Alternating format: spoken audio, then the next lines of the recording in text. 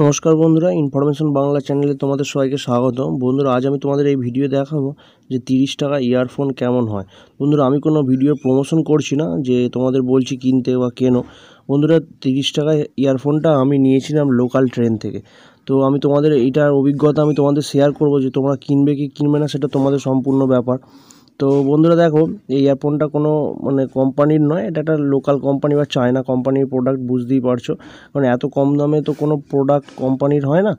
তো মোটামুটি প্রোডাক্টটা কেমন আমি তোমাদের সেটাই শেয়ার করব, যে প্রোডাক্টটা কিনে কি আমি ঠকে গেলাম, না প্রোডাক্টটা ভালো, না প্রোডাক্টটা কাজ চালাবার মতো ঠিক আছে কি না। তো বন্ধুরা, সেটাই আমি তোমাদের শেয়ার করব। তো বন্ধুরা দেখো, এটা হলো সেই ইয়ারফোন। এটা লেখা আছে দেখো, পাইলো বললে একটা কোম্পানি, কিন্তু এটা কোনো ব্র্যান্ডেড কোম্পানিও নয়, কিছু না। 30 টাকায় আর কি কোম্পানি হয় বলো। তো বন্ধুরা দেখতে পাচ্ছ, এটা পুরো যে কর্ড সমেত ইয়ারফোন, এটা কিন্তু বা ব্লুটুথ বা ওইসব কিছু নয়। এটা যেমন কর্ড দেওয়া হয় সেরকম টাইপেরই, এবং এটা ম্যাগনেটিক পেছনে নয়, কিন্তু নর্মাল প্লাস্টিকের।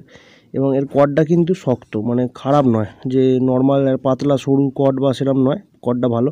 এবং দেখো, যে এর মাইকটা কিন্তু ভালোই কাজ করছিল, আমি এর আগে টেস্ট করে দেখেছি। কিন্তু বন্ধুরা, প্রবলেম একটাই, এর যে সুইচটা দেখতে পাচ্ছ সেটা মোটেই কাজ করছে না।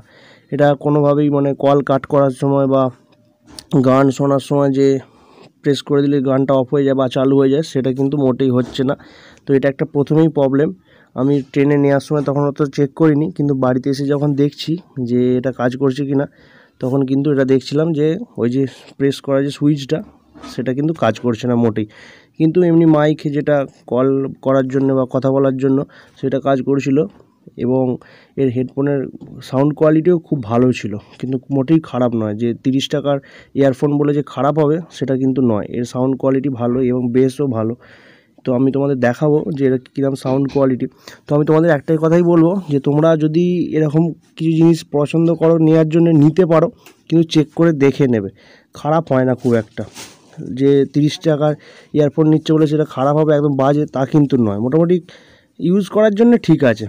তবে এর সঙ্গে কিন্তু কোম্পানির যে ইয়ারফোন, যেমন বোট, তারপর হচ্ছে তোমার রিয়েলমি বা ওয়ানপ্লাস, এই ধরনের যে কোম্পানির যে ইয়ারফোনগুলো হয় 150-200, তো তার সঙ্গে এটার কিন্তু তুলনা করলে চলবে না।